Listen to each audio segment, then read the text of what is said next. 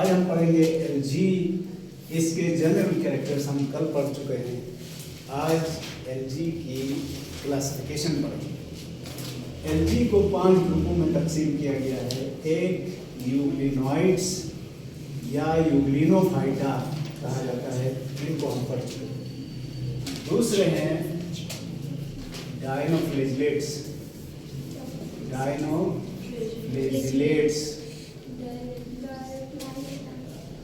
ये डायनोफ्लेजिलेट और यूग्लिनोइड दोनों फ्लेजिलेट्स हैं, लेकिन थोड़ा सा फर्क है। यूग्लिनोइड्स में आपको बताया था कि 2 फ्लेजिला होते हैं और उनमें से एक फंक्शनल होता है, एक रूडिमेंट्री होता है, जबकि डायनोफ्लेजिलेट्स में भी 2 फ्लेजिला होते हैं। दोनों फ्लेजिला फंक्शनल होते हैं, बोथ आर फंक्शनल। ये बहुत बड़ा फर्क है इन दोनों में।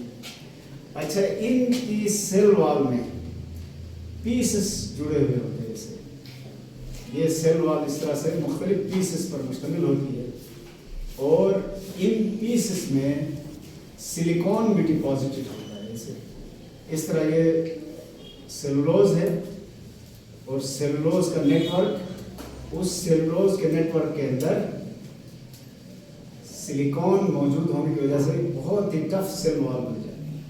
यूनिसेलुलर है, ये समंदरों में बहुत ज़्यादा पाए जाते हैं, फ्रेश वाटर में कम है। और इनके 2 फ्लेजिला इस तरह से होते हैं। यहाँ बीच में पोजीशन एक है और कभी इसको ये जो केक है बीच में उसमें लपेट के भी रखते हैं। और इनका जब एक खास साल में 2-3 दफ़ा आइडियल कंडीशंस आती हैं तो इनकी तादाद इतनी ज़्यादा होती है, इस कंडीशन को रेड टाइड्स कहा जाता है। रेड टाइड्स, टाइड आपको मालूम है समंदर में लहरें ऊंची कभी नीची हो जाती हैं, ये मद्द जज़र कहते हैं उर्दू में, इंग्लिश में टाइड्स कहते हैं। और रेड टाइड क्यों कहते हैं? क्योंकि इनकी तादाद इतनी ज़्यादा होती है कि पानी का रंग ही सुर्ख हो जाता है। क्योंकि सुर्खी की एक वजह है इनके पास जो पिगमेंट्स हैं, फाइकोइरिथ्रीन, वो भी मौजूद होता है। उसकी वजह से ये पूरे समंदर को रेड कर देते हैं जहाँ तक इनकी पहुँच है या एग्जिस्टेंस होती है। तो सर ये आइलैंड में एक लेक है, ब्लड लेक के नाम से, वो इसी वजह से तो नहीं है? वो अलग है, रेड कलर का पूरा पानी। जी जी जी, रेड कलर का है। उसके अंदर जो मिनरल्स डिपोजिशन है उसकी वजह से। ये समंदर का है, ये साल में 1-2 दफ़ा क्लियर होता है, मुस्तकिल नहीं होता है। जब इनकी कसरत हो जाती है तो बहुत सारे फिशेस जो इनको फीड करते हैं उनको फ़ायदा होता है, लेकिन ये टॉक्सिन्स भी कुछ रिलीज करते हैं, इसलिए बहुत सारे फिशेस को नुकसान भी पहुंचता है। तो ये डायनोफ्लेजिलेट्स का जिक्र था। इसके बाद जो अगला ग्रुप है वो है डायटोम्स। डायटोम्स को असल प्लैंक्टन्स ये है, प्लैंक्टन जिनको कहा था ये है, ये यूनिसेलुलर है और ये भी समंदरों में मीठे पानी में कसरत से पाए जाते हैं। एलजी है, एलजी। मैं अभी डायग्राम आपको बताता हूँ। सबसे पहले याद रखना, डायनोफ्लेजिलेट्स और ये जो डायटोम्स हैं तादाद में सबसे ज़्यादा ये है। अक़साम की मैं बात नहीं कर रहा हूँ, अक़साम में और ज़्यादा है, लेकिन तादाद इनकी सबसे ज़्यादा है, तो इसलिए ये फैलते हैं। अब इनका जो साइड क्या कहेंगे, आई सॉरी, सेल वॉल, इसमें सेलुलोज होती है, सेलुलोज होता है और ये 2 पीसेस पर मुश्तमिल है। इनमें से एक पीस छोटा, एक पीस बड़ा होगा। जो छोटा पीस है ये इस तरह से होगा, बड़ा पीस इसके ऊपर लिड या ढक्कन की तरह होगा।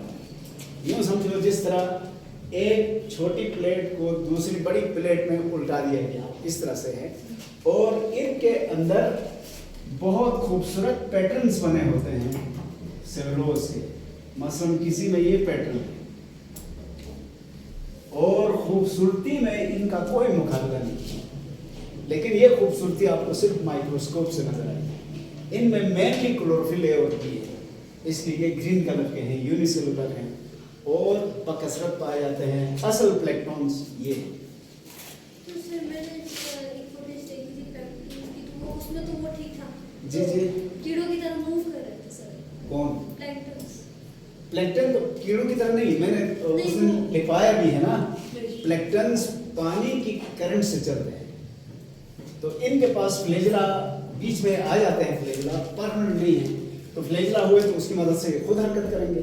लेकिन ज़्यादातर जो प्लेक्टन्स हैं, प्लेक्टन का लफ्ज़ ही इस तरह से है कि वो अपनी मर्जी से नहीं बल्कि पानी के फ्लो के साथ ये कहते हैं। तो ये थोड़ा बहुत मूव कर सकते हैं, इनके पास भी इनके पास भी सीलिया हो सकते हैं, फ्लैजिला या सीलिया, जिसकी मदद से हरकत कर सकते हैं।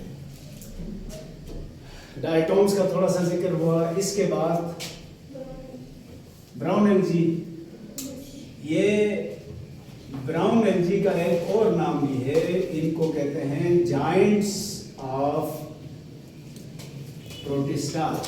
सिर्फ एल्गी नहीं, पूरे किंगडम प्रोटिस्टा के सबसे बड़े जानदार ये हैं, क्योंकि इसमें आपको बताया था केल्प्स शामिल है।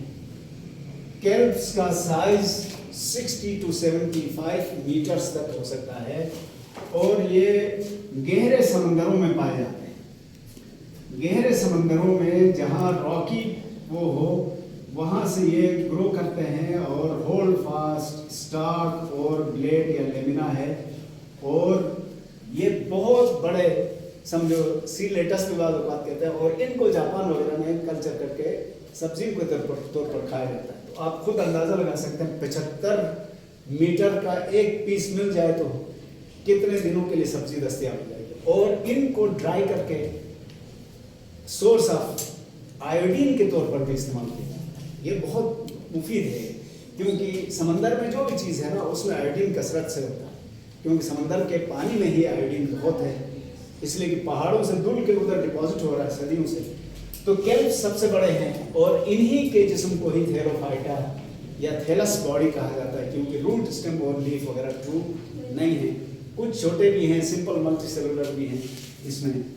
और ब्राउन पिगमेंट जो फ्यूकोजेंथेन का जिक्र किया था वो इनमें कसरत से पाया जाता है, इसीलिए क्लोरोफिल ए और बी के अलावा इनमें ब्राउन पिगमेंटेशन भी मौजूद है। इसके बाद है रेड एल्गी, फाइकोएरिथ्रिन इनमें भी है क्लोरोफिल ए और बी के अलावा, और इनको मल्टीसेलुलर कहा गया है। ये मल्टीसेलुलर नहीं, इनकी मेजॉरिटी सिंपल मल्टीसेलुलर है। मैं बार बार आपसे यही जिक्र करता रहता हूं कि मल्टीसेलुलर सिर्फ उसको कहा जाता है जिसमें टिश्यूज हों, इनके पास टिश्यूज तो नहीं। इसलिए देखने में ये बड़े बड़े कॉलोनीज लगती हैं, लेकिन ये सारे सेल्स के मजमुए हैं और टिश्यूज नहीं है। यहाँ बीच बीच में इस तरह से गिरहाएं नजर आएंगी। ये भी ज़्यादातर समंदर में पाए जाते हैं। तो जितने बड़े साइज के एल्गी हैं वो सब के सब समंदर में पाए जाते हैं। छोटे वाले समंदर और मीठे पानी दोनों में ये पाए जा सकते हैं। तो रेड एल्गी हैं ये, और यही वो रेड एल्गी हैं जिनमें ज़िंदगी के किसी मरहले पर भी फ्लैजिला नहीं है, इसलिए ये हरकत नहीं कर सकते हैं। अगर इनमें हरकत नज़र आ भी रही है तो वो पानी की वजह से है जो इनको लहराता है या एक जगह से दूसरी जगह शिफ्ट कर सकता है। इसके बाद जो आखिरी ग्रुप है एल्गी का वो ग्रीन एल्गी है। नाम से जाहिर है ग्रीन एल्गी में सिर्फ क्लोरोफिल ए और बी हैं, बाकी कोई पिगमेंट्स नहीं है। और ये चारों हालतों में है, सॉरी तीनों हालतों में यूनिसेलुलर भी हैं, कॉलोनियल भी हैं और सिंपल मल्टीसेलुलर भी हैं। इनके अंदर जितनी वैरायटी है किसी और ग्रुप में नहीं है। यहाँ रुक के एक और जुमला सुनते जाएं। तादाद के लिहाज से डायनोफ्लैजिलेट्स और डायटोम सबसे ज्यादा हैं, अकसाम के लिहाज से ग्रीन एल्गी सबसे ज्यादा है। और इनकी बहुत सारी मिसालें हो सकती हैं। मिसाल के तौर पर क्लेमिडोमोनास, ये फ्रेश वाटर है और 2 फ्लैजिला हैं। ये इनका बहुत बड़ा क्लोरोप्लास्ट है और इसमें इत्तेफाक से आई स्पॉट्स भी हैं। आई स्पॉट 2 छोटे छोटे डॉट्स हैं जिनकी मदद से रोशनी कहाँ है ये पहचानता है, क्योंकि ये फोटोसिंथेसिस करता है। इसलिए जब फोटोसिंथेसिस की जरूरत हो, ये किसी सायेदार जगह पे हो, तो इनकी मदद से रोशनी को डिटेक्ट करके उसी तरफ मूव करता है। अगर वहाँ रोशनी की शिद्दत बढ़ जाए तो ये सायेदार जगह की तरफ आता है। तो ये मोटाई है। इसके बरक्स एक ये भी यूनिसेलुलर है, एक और यूनिसेलुलर है क्लोरेला, इसमें फ्लैजिला नहीं है और ये वाटर करंट के जरिए मूव कर सकता है। तो इसका मतलब यूनिसेलुलर मोटाइल भी है, नॉन मोटाइल। इसके बाद कॉलोनी। कॉलोनीज की दो अकसाम है, या फिलामेंटस कॉलोनी है या स्फेरिकल कॉलोनी। दोनों तरह की कॉलोनियां यहाँ पाई जाती हैं। मिसाल के तौर पर जो फिलामेंटस कॉलोनी है, इसकी मिसाल है स्पायरोजाइरा। कराची वाले स्पायरोगायरा पढ़ते हैं, पंजाब वाले स्पायरोजाइरा पढ़ते हैं, मर्जी है आपकी।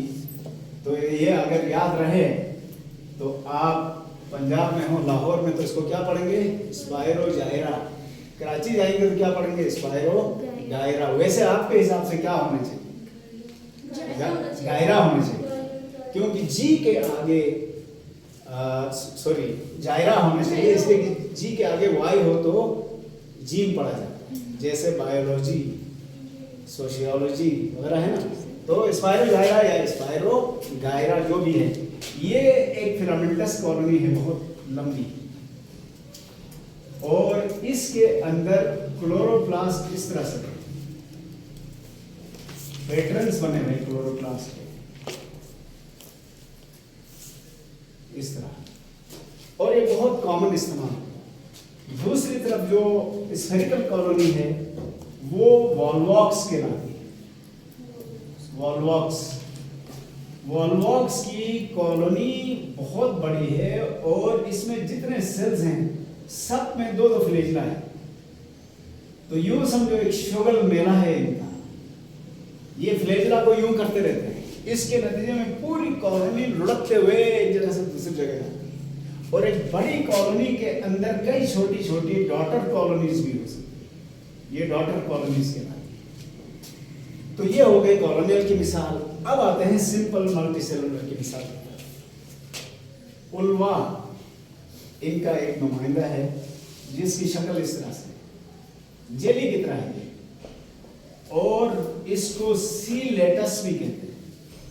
सी लेटस का मतलब क्या है? समुद्री सलाद। ये सेडेंटरी है, इस तरह से एक नुक्ते से ये ग्रो करता है, लेकिन क्योंकि इसमें जाइलम फ्लोएम वगैरह की सप्लाई नहीं है, इसलिए इसको भी थैलस कहा जाता है। तो सबसे ज्यादा अकसाम के एल्गी कहाँ पाए गए? Green algae. और ये हर तरह के एक्वेटिक इकोसिस्टम्स में ये पाए जाते हैं। तो इस तरह से एल्गी का जो थोड़ा बहुत डिस्कशन हमने करना था वो कर लिया। अब हम आते हैं प्रोटिस्टा के तीसरे ग्रुप की तरफ। आपको याद दिला दूं, किंगडम प्रोटिस्टा को 3 सब किंगडम्स में हमने तकसीम किया था, जिसमें पहला कौन सा था?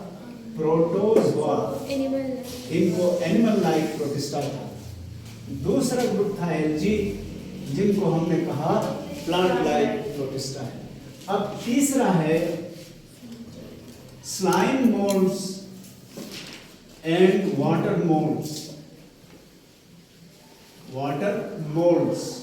इनको फंजाई लाइक प्रोटिस्टा कहा जाता है। तो पहले ये मोल्ड किसे कहते हैं ये जरा समझ लें। मोल्ड को उर्दू में कहा जाता है फफूंदी। अब ये फफूंदी क्या है जी? ये रुई या धागों के एक नेटवर्क की तरह लगता है। अगर आप मोटी रोटी बना के रखें 3-4 दिन, फिर आप उसको काटते हैं तो बीच से धागे से निकल आते हैं, बहुत भारी धागे। ये हैं मोल्ड्स, फफूंदियाँ। इसी तरह अगर कोई आपने देखा होगा रोटी कहीं पड़ी हुई हो सायेदार गीली जगह पर, तो उसके ऊपर एक ऊन जैसी चीज लग जाती है, उसको भी मोल्ड भी कहते हैं उर्दू में, उसी को फफूंदी कहते हैं। तो ये फंजाई जैसे हैं, लेकिन कुछ बुनियादी फर्क है जिसकी वजह से फंजाई से अलग करके इधर रखा गया इनको। मसलन इनमें अगर सेल वॉल हुई तो सेलुलोज की, फंजाई में सेल वॉल किसी की होती है? काइटिन की। तो पहला फर्क ये।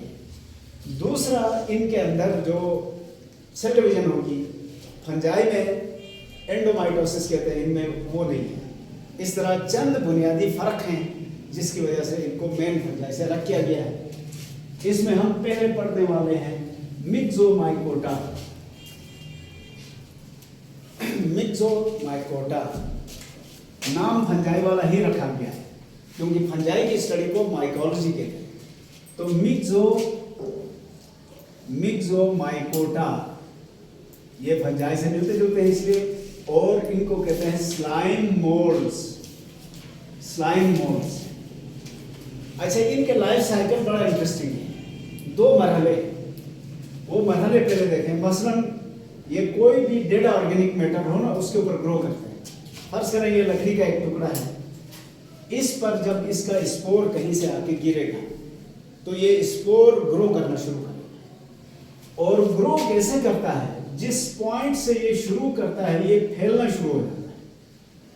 और इसकी मिसाल यूं समझ लो, अगर हम मट्टी का तेल फर्श पर एक कतरा गिरा दें तो वो कतरा फैलना शुरू हो जाता है। इसी तरह ये फैलता है। इस फैलने वाले मरहले को प्लाज्मोडियम कहते हैं। ये ना, इस नाम से कंफ्यूज नहीं होना है। प्लाज्मोडियम एक प्रोटोजोम भी था, वो अलग है, ये अलग है। तो moving cytoplasmic stage is called Plasmodium. इसमें सेल मेम्ब्रेन फैलती चली जाती है, पीछे पीछे साइटोप्लाज्म तकरीबन 1 स्क्वायर फुट तक ये फैल सकते हैं। और अगर इसको साफ करो तो नीचे जिस लकड़ी के ऊपर ये फैल रहे थे वो लकड़ी डाइजेस्ट हो चुकी होगी, उसमें खड्डा पड़ चुका है, इतनी तेजी से ये खाते हैं। अच्छा, फिर अगर हालात नासाजगार हो गए फैलते फैलते तो क्या हो जाता है? इनके किनारों से कुछ उभार बनते हैं। ऐसे उभार कई, इन उभारों को स्पोरेंजिया कहा जाता है। स्पोरेंजिया हुआ क्या है? न्यूक्लियस यहाँ आके डिवाइड हुए हैं और बहुत सारे न्यूक्लियाई बन चुके हैं। फिर क्या होता है? ये स्पोरेंजिया रप्चर हो जाता है। ऐसे रप्चर हो गया और इसके अंदर से निकलने वाले सेल्स को स्पोर्स कहा जाता है। स्पोर्स। फिर ये स्पोर बाहर निकलने के बाद 2 शक्लें इख्तियार करते हैं। कुछ इस तरह से अमेबॉइड सेल्स बनते हैं। अमेबॉइड क्यों कहा इनको? क्योंकि ये सूडोपोडिया बनाकर उनकी मदद से हरकत करते हैं। और कुछ सेल्स इस तरह से फ्लैजिलेटेड होते हैं। 2 फ्लैजिला हैं, उनकी मदद से ये हरकत कर सकते हैं। और कुछ फ्लैजिलेटेड सेल्स भी अपने फ्लैजिला को लॉस करके ये अमेबॉइड सेल्स में तब्दील हो सकते हैं। फिर क्या होता है? ये फ्लैजिलेटेड सेल्स और अमेबॉइड सेल्स आपस में फ्यूज हो जाते हैं। फ्यूज होने के बाद एक डिप्लॉइड स्पोर बनता है और ये डिप्लॉइड स्पोर मियोसिस से गुजरता है। जब मियोसिस के मरहले से गुजरेगा तो 4 हैप्लॉइड सेल्स बनेंगे। ये चारों हैप्लॉइड सेल्स अब ये स्पोर्स कहलाएंगे। और ये स्पोर्स अगर सुटेबल जगह मिली तो they will develop into cytoplasm. तो आपने देखा इनमें एसेक्सुअल रिप्रोडक्शन भी है, सेक्सुअल रिप्रोडक्शन भी। एसेक्सुअल रिप्रोडक्शन ये वाली थी जिसमें स्पोर्स बने थे, माइटोटिक डिवीजन हुई थी। इसके बाद ये फर्टिलाइज हुए और इससे मियोसिस के बाद जो स्पोर्स बने ये सेक्सुअल रिप्रोडक्शन करती है इन्होंने, क्योंकि ये चारों स्पोर्स एक दूसरे से जेनेटिकली थोड़े थोड़े डिफरेंट हैं। तो ये यूं समझ लो, ये स्लाइम मोल्ड्स या मिक्सोमाइकोटा डेड ऑर्गेनिक मैटर पर ग्रो करते हैं और उसको डिकम्पोज करने में इनका बड़ा किरदार है। ठीक हो गया बेटा? समझ आ गई? Yes.